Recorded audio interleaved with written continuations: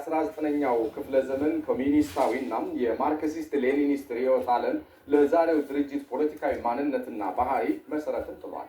ማሌሊት ወይንም ማርክሲስት ሌኒኒስት ሊግ ትግራይ በሚለው እጅግ ጠባብ ማዕቀፍ ውስጥ የተፈጠረው ይህ አደረጃጀት ሐሳብን በሐሳብ ሞግተው በምክንያት ከማሸነፍ ይልቅ የተለየ ሐሳብን በኃይል የማስወገድና የማጽዳት የጭቆና ባህልን ያዳበረ አካሄድ ነው። ከጫካ ወደ ቤተ መንግስት ሲገባም ሆነ ከቤተ መንግስት ወደ ክልል ሲመለስ ቁሞ ቀሩ ህወሓት ነፃ አውጭነት ወይንም ሊበሬሽን ፍሮንት የትጥቅ ትግል ካባውን አውልቆ ዘመናዊ የፖለቲካ ፓርቲ መሆን ተሳነው። የህወሓት ቁሞ ቀርነት የዛሬ ክስተት አይደለም፣ ስሩ የጠለቀ ነው። አቶ ገብሩ አስራት ሉዓላዊነትና ዲሞክራሲ በኢትዮጵያ በተሰኘው መጽሐፋቸው ላይ በድርጅቱ ውስጥ የተፈጠረውን የታሪክ ስብራት በሰፊው ዳሰዋል። የድርጅቱ አመራር አዲስና ዲሞክራሲያዊ አሰራርን ከመቀበል ይልቅ አንጃ በሚል የፈጠራ ስያሜ ነባር ታጋዮችን በማግለል ስልጣንን በአንድ ግለሰብ እጅ ጠቅልሎ አምባገነናዊነትን አስፍኗል። ይህ የኔ መንገድ ብቻ ነው ትክክል የሚለው የቆሞ ቀር እብሪት ድርጅቱ ለለውጥ ያለውን ዝግጁነት ሙሉ በሙሉ አምክኖታል። የህወሓት መስራች የነበሩት ዶክተር አረጋይ በርሄ በ2002 ዓ.ም ባሳተሙት የጥናት መጽሐፋቸው ላይ ይህንንም አረጋግጠዋል።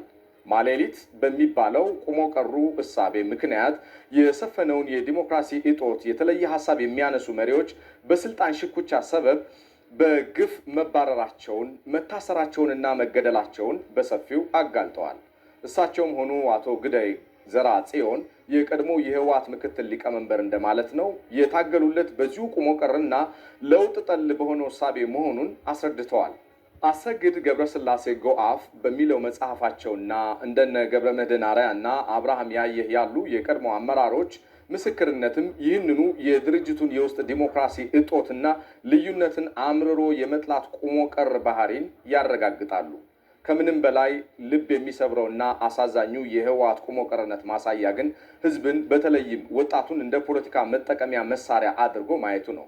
ጠቅላይ ሚኒስትር አብይ አህመድ በአንድ ወቅት ንግግራቸው ላም እሳት ወልዳ እንዳትልሰው እሳት ሆነባት፣ እንዳትተወው ደግሞ ልጅ ሆነ በማለት የትግራይ ህዝብ በህወሓት ሳቢያ የገባበትን መራር አጣብቂኝ ገልጸውታል። ድርጅቱ የትግራይን ወጣት ከልማት ነጥሎ የጦርነት ወሬ ብቻ እየጋተ ኢትዮጵያ ፈረሰች በሚል የሐሰትና የጥላቻ ትርክት የክልሉን ህዝብ በስነ ልቦና አስሮ አግቶም ይገኛል። ወጣቱ ስልጣን ይዞ ቢሆን ኑሮ ታዲያ እነኚህ ሁሉ ጣጣ ውስጥ አይገቡም ነበረ የሚለው የጠቅላይ ሚኒስትሩ አገላለጽ አሮጌው አመራር ከትግራይ ወጣት የልማትና የሰላም ጥማት ጋር ሙሉ በሙሉ መቆራረጡ ጉልህ ማሳያ ተደርጎ የሚወሰድ ነው።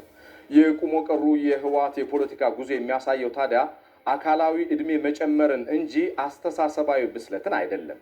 የዓለም የፖለቲካ ርዕዮት ከማርክሲዝም ወደ ፕራግማቲዝም በተሸጋገረበት በዚህ ዘመን ላይ ህወሓት አሁንም በ1960ዎቹ የጫካ አስተሳሰብ ታጥሮም ይገኛል።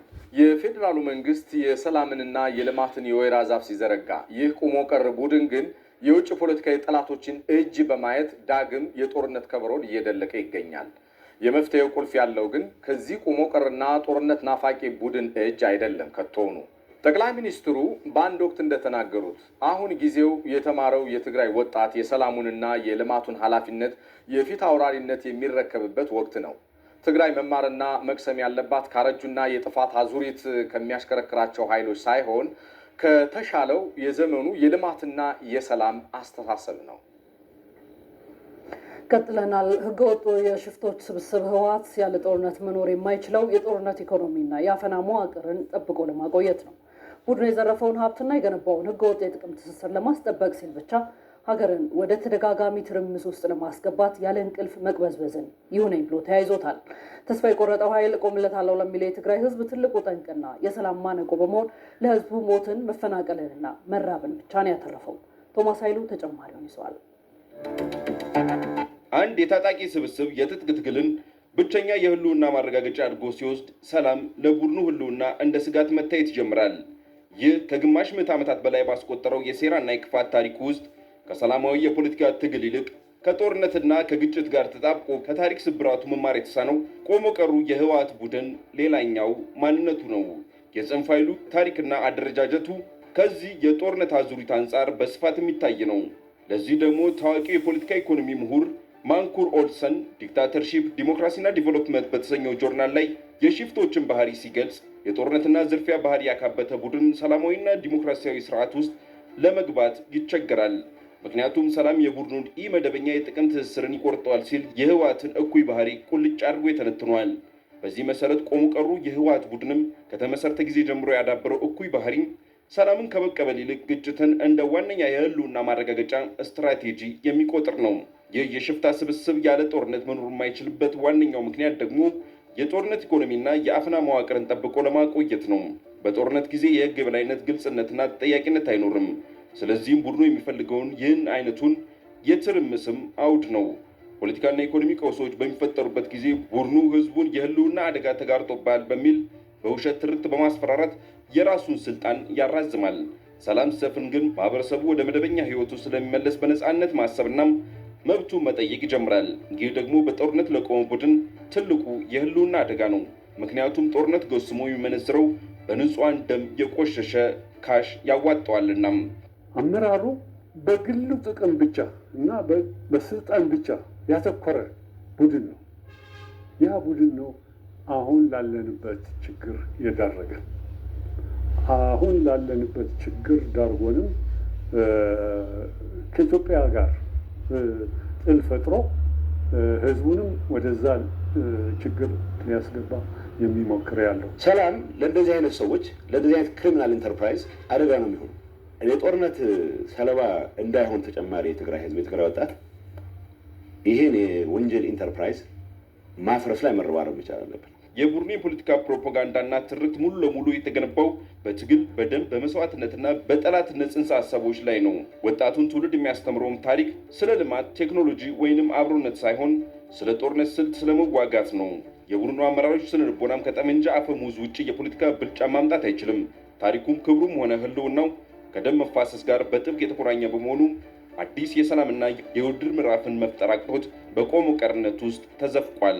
የትግራይ እናት ወልዳ አሳድጋ ለወገንና ለሀገር ይጠቅማል ብላም ያስተማረችው ልጅ ለዚህ ቡድን የጥቅም ማስከበሪያ ለዘመናት መስዋዕት ማድረግ ግድ ሆኖባታል። ይሁን እንጂ ቡድኑ እንኳን ለትግራይ እናት በጎ ነገር ሊያመጣም በራሱ የስልጣን ጥማት ምክንያት ወጣቱን ትውልድ ለከንቱ ጦርነትና እልቂት በመዳረጉም ዛሬም ድረስ የትግራይ እናቶች በልጆቻቸው ናፍቆትና በሐዘን እንዲያለቅሱ አድርጓቸዋል።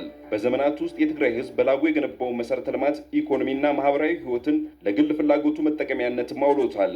ለትግራይ ህዝብ የሚተርፍ የልማት አጀንዳ ሳይኖረውም የቡድኑ የቤተሰብ ስብስብ አባላት ብቻም የሚጠቀሙበትን ስርዓትም ዘርግቷል። ይህ ደግሞ በህዝብ ስም እየነገደም የትግራይን ህዝብ ከሌሎች የኢትዮጵያ ህዝቦች ጋር በማጣላት ለብቸኛ የስልጣን ፍጆታው መዋሉ ቡድኑ ለትግራይ ህዝብ የቆመ አለመሆኑን በግልጽም ያሳያል። የወደፊቱ የትግራይ ተስፋና የጀርባ አጥንት የሆነው የትግራይ ወጣቶችም የእነዚህ ሽፍቶች ስብስብ የጥቅም ማስከበሪያ መሳሪያ መሆኑ ግን ዛሬ ሊበቃ ይገባል።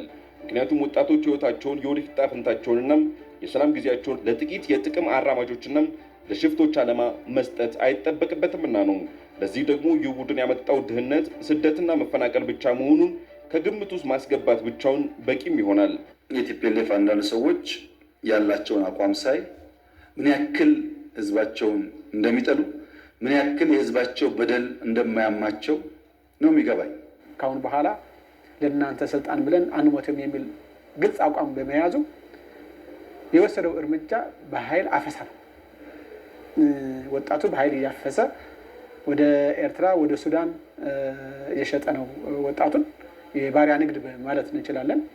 እና በአሁኑ ሰዓት እናቶች ልጆቻችን አንሰጥም የሚል ከፍተኛ ህዝባዊ ተቃውሞ እምቢታ እያካሄዱ ነው። የቆሙ ቀሩ የህወሓት ቡድን እያሳያቸው ያሉ ሀገር አፍራሽ ተግባራት፣ የጦርነት ቅስቀሳዎችና የሰላም ጠልነት እንቅስቃሴዎች ፍጹም የአቅመ ቢስነት ምልክቶች ናቸው። ፖለቲካዊና ኢኮኖሚያዊ ራዕይ የሌለው ኃይል ብቸኛ መተማመኛው ማህበረሰቡን በፍርሃት ውስጥ ማቆየት ነው። ዊሊያም ሬኔ ዋርሎርድስ ፖለቲካ ኤንድ አፍሪካን ስቴት በተሰኘው መጽሐፉ ላይ በግልጽ እንዳስቀምጠው ህዝባዊ መሰረትን በልማትና ዲሞክራሲ ማጽናት ያቃታቸው የታጣቂ ቡድኑ አበጋዞች የራሳቸውን ማህበረሰብ በማደየትና በማግለል ስልጣናቸውን ለማቆየት ይሞክራሉ። ይሁን እንጂ የዚህ አይነቱ አካሄድ መጨረሻው ውድቀት ነው። ምክንያቱም የትኛውም ማህበረሰብ ለዘላለም በጦርነትና በፍርሃት ውስጥ ታግቶ ሊኖር አይችልምና። ይህ ቆሞ ቀር የህወሓት ቡድንም ቆምለታለሁ የሚለው የትግራይ ህዝብ ትልቁ ጠንቅና የሰላም ማነቆ ሆኗል። ያለ ጦርነት መኖር የማይችለው ይህ ስብስብ የዘረፈውን ሀብትና የገነባውን ህገ ወጥ የጥቅም ትስስር ለማስቀጠል ሲል ብቻም ቀጠናውን ወደ ተደጋጋሚ ትርምስ ውስጥ ለማስገባት ያለ እንቅልፍ መቅበዝበዝን ይሁነኝ ብሎ ተያይዞታል። በመሆኑም የመላው የኢትዮጵያ ሕዝብ በተለይም የትግራይ ሕዝብ የሁሉን ጦርነት ናፋቂነትና የሰላም ጠልነት ተገንዝቦ ከዚህ የጥፋት አዙሪት ለመውጣት የራሱን ቆራጥ ውሳኔ ሊያሳልፍ ይገባዋል። የትኛውም የጦርነትና የሽፍታ ፖለቲካ መቋጫው የታሪክ ቆሻሻ ቅርጫት እንጂ የሕዝብ ልብ ሊሆን እንደማይችል ግን ልብ ይለዋል።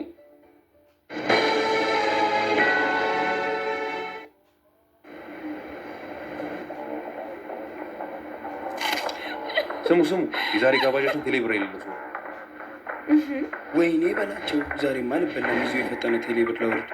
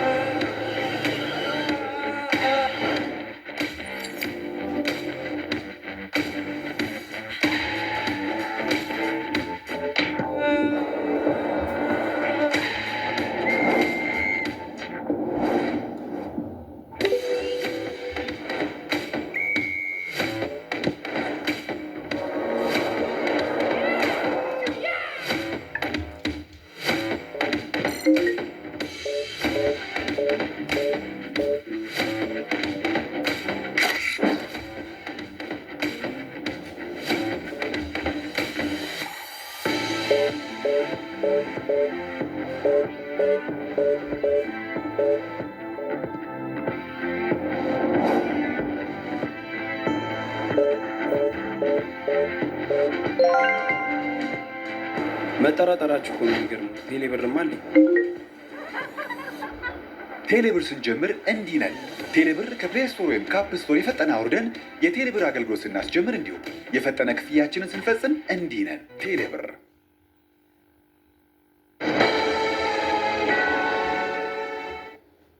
ኢቲቪ ዜና 57 ላይ ናቸው። ዘገባዎቻችን ቀጥለዋል። ኢትዮጵያ በኒውክሌር ፕሮግራም ግንባታ ሂደት በዘርፉ የዓለም ሀያላን አቅም ደምራ እየተጠቀመች ነው። ፈርስት ፖስት አፍሪካ ባጋራው ትንታኔ በኢትዮጵያ የኒውክሌር ፕሮግራም ሩሲያና አሜሪካ መሳተፋቸው ስልታዊ ነፃነትን የጠበቀና ብልህ ዲፕሎማሲን የተከተለ መሆኑን ተመላክቷል። አስማረ ብርሃኑ የፈርስት ፖስት ዘገባን ከኢትዮጵያ ገቢር ነበብ የውጭ ግንኙነት ፖሊሲ ጋር አያይዞ ተከታዩን አዘጋጅቶልናል።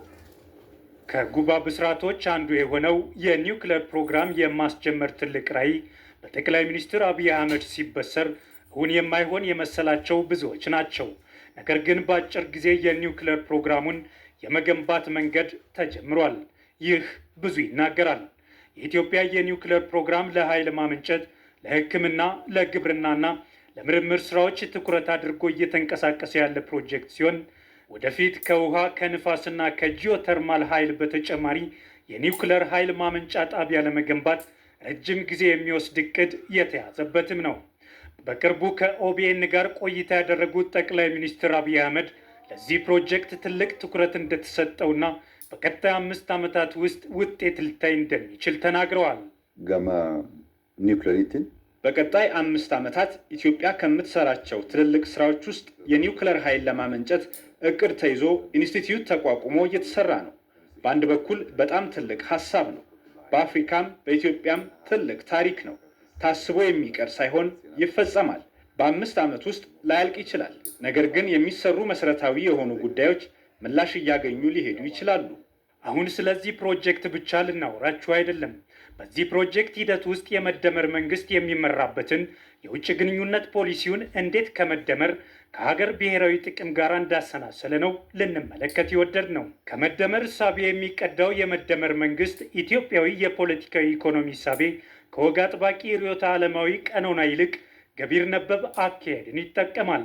የመደመር መንግስት መጽሐፍ ገቢር ነበብ አካሄድ እውነት የስምምነት ውጤት እውቀትም የሚሰራና መፍትሄ የሚያመጣ መሆን እንዳለበት ያስረዳል። የመደመር መንግስት ሁለንተናዊ ብልጽግናን ማረጋገጥ የሚቻለው ትብብርን ያስቀደመ ስርዓት በመዘርጋትና ፖሊሲዎችን ገቢር ነበብ በሆነ መንገድ አውጥቶ በቅንጅት በመተግበር ነው ብሎ ያምናል። ይህ እምነት በኒውክሌር ፕሮጀክቱ ላይም በግልጽ ታይቷል። የህንዱ ፈርስት ፖስት በአፍሪካ አምዱ ላይ ይዞ የወጣው ትንታኔም ይህንን ብሔራዊ ጥቅምን ያስቀደመውን የኢትዮጵያን አካሄድ የሚገልጽ ነው።